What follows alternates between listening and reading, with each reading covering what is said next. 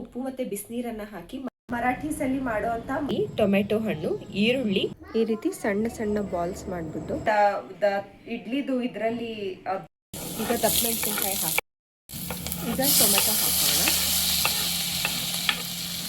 Tomato ಇದು ಹಸಿ ವಾಸನೆ ಹೋಗಿ ಒಂದು ಯೂನಿಕ್ ರೆಸಿಪಿ ಆಗಿರುತ್ತೆ. ತನಕ ಅದನ್ನ ಫ್ರೈ ಮಾಡಿ ಚಕ್ಕೋಲ್ಯ ಅಂತ ಕರೀತಾರೆ. ಈಗ ರೆಡಿ.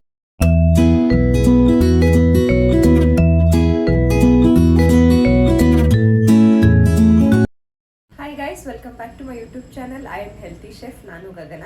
ಇವತ್ತು ನಾನು ಇನ್ನೊಂದು ಕ್ವಿಕ್ ಆಗಿರೋ ಯೂನಿಕ್ ಆಗಿರೋ ಅಂತ ಒಂದು ಬ್ರೇಕ್ಫಾಸ್ಟ್ ರೆಸಿಪಿನ ತಗೊಂಡ್ಬಂದಿದ್ದೀನಿ. ಈ ಬ್ರೇಕ್ಫಾಸ್ಟ್ ಬಂದು ಮರಾಠೀಸಲ್ಲಿ ಮಾಡುವಂಥ ಮತ್ತೊಂದು ಸ್ಪೆಷಲ್ ರೆಸಿಪಿ ಆಗಿರುತ್ತೆ. ಇದನ್ನ ಚಕ್ಕೋಲ್ಯ ಅಂತ ಕರೀತಾರೆ. ಇದರಿಂದ ನಾವು ಇವತ್ತು ಒಂದು ಉಪ್ಪಿಟ್ಟು ಥರ ಮಾಡೋಣ, ಒಗ್ಗರಣೆ ಕೊಟ್ಕೊಂಡು. ಅದಕ್ಕೆ ಇದನ್ನ ಅಕ್ಕಿ ಹಿಟ್ಟಿಂದ ಮಾಡೋ ಅಂಥದ್ದು. ಮನೇಲೇನೆ ಅದು ಚಕ್ಕೋಲೆನ ಕೂಡ ರೆಡಿ ಮಾಡ್ಕೊಳ್ಳೋಣ. ಹೆಚ್ಚಿಗೆ ಟೈಮ್ ಎಲ್ಲ ಏನು ಬೇಕಾಗೋದಿಲ್ಲ. ಇದೊಂದು ಯೂನಿಕ್ ರೆಸಿಪಿ ಆಗಿರುತ್ತೆ. ಹೆಚ್ಚಿಗೆ ನೀವೆಲ್ಲೂ ಕೇಳಿರಲ್ಲ ಅಂತ ನಾನು ಎಕ್ಸ್ಪೆಕ್ಟ್ ಮಾಡ್ತೀನಿ. ಸೊ ಹೇಗೆ ಮಾಡೋದು, ಇದನ್ನ ಏನೇನು ಇಂಗ್ರೀಡಿಯೆಂಟ್ಸ್ ಬೇಕು ಎಲ್ಲ ಈ ವಿಡಿಯೋದಲ್ಲಿ ತೋರಿಸ್ಕೊಡ್ತೀನಿ. ಸ್ಕಿಪ್ ಮಾಡದೆ ಕೊನೆ ತನಕ ನೋಡಿ.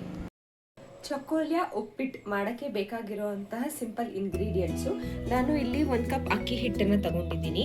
ಸ್ವಲ್ಪ ದಪ್ಪಮೆಣಸಿನಕಾಯಿ, ಟೊಮೆಟೊ ಹಣ್ಣು, ಈರುಳ್ಳಿ, ತೆಂಗಿನಕಾಯಿ, ಕೊತ್ತಂಬರಿ ಸೊಪ್ಪು, ಹಾಗೆ ರುಚಿಗೆ ಬೇಕಾಗುವಷ್ಟು ಉಪ್ಪು, ಅರಿಶಿನ ಪುಡಿ, ಧನಿಯಾ ಪುಡಿ ಹಾಗೆ ಖಾರದ ಪುಡಿನ ತಗೊಂಡಿದ್ದೀನಿ. ಅದ್ರ ಜೊತೆಗೆ ಒಂದು ಟೊಮೆಟೊನ ಆಲ್ರೆಡಿ ನಾನು ಇಲ್ಲಿ ಮಿಕ್ಸಿಯಲ್ಲಿ ಹಾಕಿ ಪ್ಯೂರಿ ಮಾಡಿ ರೆಡಿ ಮಾಡಿ ಇಟ್ಕೊಂಡಿದ್ದೀನಿ. ಈಗ ಮೊದಲನೇದಾಗಿ ನಾವು ಅಕ್ಕಿ ಹಿಟ್ಟಿಗೆ ಸ್ವಲ್ಪ ಉಪ್ಪು ಮತ್ತೆ ಬಿಸಿನೀರನ್ನ ಹಾಕಿ ಮನೆಯಲ್ಲಿ ಅಕ್ಕಿ ರೊಟ್ಟಿ ಮಾಡಕ್ಕೆ ಯಾವ ರೀತಿ ಕಲಿಸ್ಕೊತೀವಿ ಅದೇ ಹದದಲ್ಲಿ ಕಲಸಿ ರೆಡಿ ಮಾಡ್ಕೊಳ್ಳೋಣ. ಈಗ ನಾನು ಇಲ್ಲಿ ಅಕ್ಕಿ ಹಿಟ್ಟನ್ನ ಕಲಸಿ ರೆಡಿ ಮಾಡ್ಕೊಂಡಿದ್ದೀನಿ. ಈಗ ಇಡ್ಲಿ ತಪ್ಪಲೆಯಲ್ಲಿ ನೀರನ್ನ ಹಾಕಿ ನೀರನ್ನ ಕುದಿಯಕ್ಕೆ ಕೂಡ ಇಟ್ಟಿದ್ದೀನಿ. ನಾವು ಈಗ ಕಲಸಿಟ್ಕೊಂಡಿರುವಂಥ ಅಕ್ಕಿ ಹಿಟ್ಟನ್ನ ಈ ರೀತಿ ಸಣ್ಣ ಸಣ್ಣದಾಗಿ ಹೀಗೆ ಮಾಡ್ಕೊಳ್ಳೋಣ. ಎಷ್ಟು ಸಣ್ಣ ಆಗುತ್ತೋ ಅಷ್ಟು ಸಣ್ಣ, ಹೀಗೆ ಸಣ್ಣ ಸಣ್ಣದಾಗಿ ಚಕ್ಕೋಲೆ ಶೇಪ್ ಅಂತ ಹೇಳ್ತಾರೆ. ಇದನ್ನೇ ಚಕ್ಕೋಲೆ ಅಂತ ಹೇಳೋದು. ಹೀಗೆ ಮಾಡಿಕೊಂಡು ಅದನ್ನು ಬೇಯಿಸಬೇಕು. ಸೊ ಕುಕ್ ಮಾಡ್ಕೊಳ್ಳೋಣ.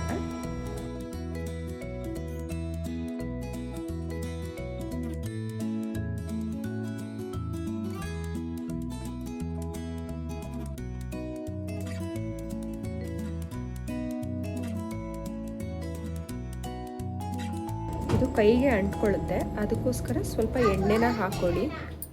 ಈ ರೀತಿ ಸಣ್ಣ ಸಣ್ಣ ಬಾಲ್ಸ್ ಮಾಡಿಬಿಟ್ಟು ಅದನ್ನು ಹೀಗೆ ಪ್ರೆಸ್ ಮಾಡಬೇಕು.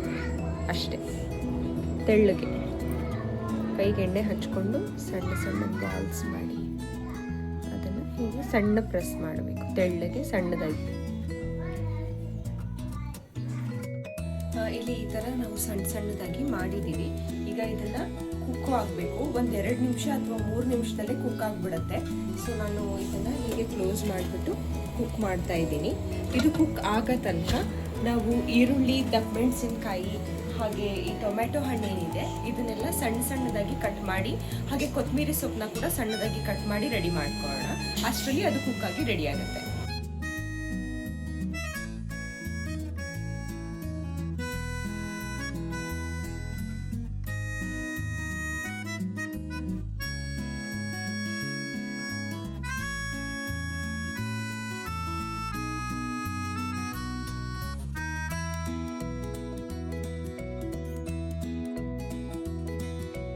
ಟೂ 3 ಮಿನಿಟ್ಸ್ ಆಗಿದೆ. ಜಾಸ್ತಿ ಟೈಮ್ ಏನು ತಗೊಳ್ಳಲ್ಲ, ಬೇಗ ಕುಕ್ ಆಗೋಗಿದೆ. ನೀವು ನೋಡ್ಬೋದು ಬೆಂದಿದೆ ನೀಟಾಗಿ. ಈಗ ಇದಕ್ಕೆ ಒಗ್ಗರಣೆ ರೆಡಿ ಮಾಡೋಣ. ಸೊ ಇಲ್ಲಿ ರೆಡಿಯಾಗಿದೆ. ನಾನು ಅದನ್ನೆಲ್ಲ ಒಂದು ಬೌಲಲ್ಲಿ ತೆಗೆದು ಸೆಪರೇಟಾಗಿ ಇಟ್ಕೊಂಡಿದ್ದೀನಿ. ಇದು ಒಂದು ಸ್ವಲ್ಪ ಲೈಟಾಗಿ ತಣ್ಣಗಾಗಬೇಕು. ಅಲ್ಲಿ ತನಕ ನಾವು ಈಗ ಒಗ್ಗರಣೆ ಹಾಕೋಣ. ನಾನು ಬಾಣಲಿಗೆ ಸ್ವಲ್ಪ ಎಣ್ಣೆ ಹಾಕ್ಕೊಂಡಿದ್ದೀನಿ. ಎಣ್ಣೆಗೆ ಇವಾಗ ಈರುಳ್ಳಿನ ಹಾಕಿ ಮೊದಲನೇದಾಗಿ ಬಾಡಿಸ್ಕೊತಾ ಇದ್ದೀನಿ. ಈರುಳ್ಳಿ ಸ್ವಲ್ಪ ಕೆಂಪಗಾಗಲಿ. ಈಗ ದಪ್ಪಮೆಣಸಿನಕಾಯಿ ಹಾಕ್ತಾ ಇದ್ದೀನಿ. ಇದು ಒಂದು ಸ್ವಲ್ಪ ಲೈಟಾಗಿ ರೋಸ್ಟ್ ಆದಮೇಲೆ ಟೊಮೆಟೊ ಹಾಕೋಣ. ಈಗ ಟೊಮೆಟೊ ಹಾಕೋಣ. ಟೊಮೆಟೊ ಇದು ಹಸಿ ವಾಸನೆ ಹೋಗೋ ತನಕ ಅದನ್ನು ಫ್ರೈ ಮಾಡೋಣ, ರೋಸ್ಟ್ ಮಾಡೋಣ. ಈಗ ನಾನು ಟೊಮೆಟೊ ಪ್ಯೂರಿ ಹಾಕೋತಾ ಇದ್ದೀನಿ.